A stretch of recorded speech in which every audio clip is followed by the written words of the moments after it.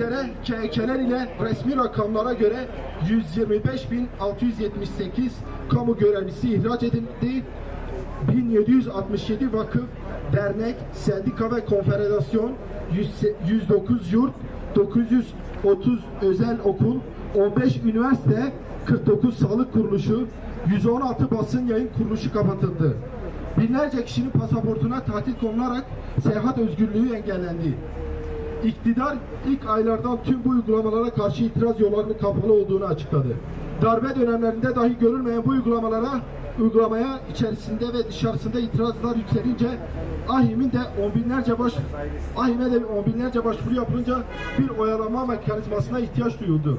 Bunun üzerinden iktidar İnsan Hakları Mahkemesi'ni de hukuksuzluğuna ortak ederek 23 Ocak 2017 günü 2 yıllık süre içinde kamudan ihraç edilmiş yüz binlerce kamu emekçisinin ihraç başvurularını ve kapatılan kurumların itirazlarını değerlendirmek ve karar altına almak üzere kendisine bağlı OHAL işlemlerini inceleme komisyonu kurdu ve görevlendirdi.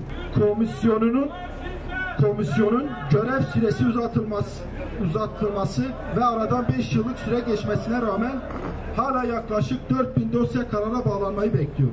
Komisyonun verdiği kararlarda red oranı %87.3'tür. Bu oran barış imzacıları akademisyenlerinin açıklanan dosyalarında %100'dür. Bu oranlar bile komisyonun idari bir mekanizma olduğunu, iktidarın noteri gibi hareket ettiğini doğrulamaktadır. Tam 5 yıldır neredeyse her gün söylüyoruz.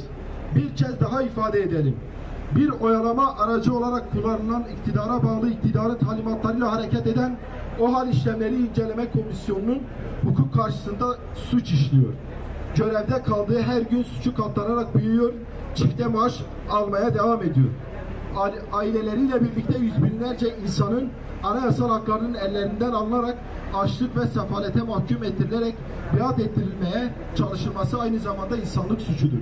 Bu suça iktidar, OHAL komisyonu üyeleri ve iktidarın ihtiyacına uygun rapor hazırlayan yerel kamu idarecileri de ortaktırlar. Faşizme karşı demokrasiyi, savaşa karşı barışı, gericiliğe karşı laikliği, ırkçılığa ve şövenizme karşı emeğin birliğini ve hakların kardeşliği için fiili ve meşru mücadeleye devam edeceğiz.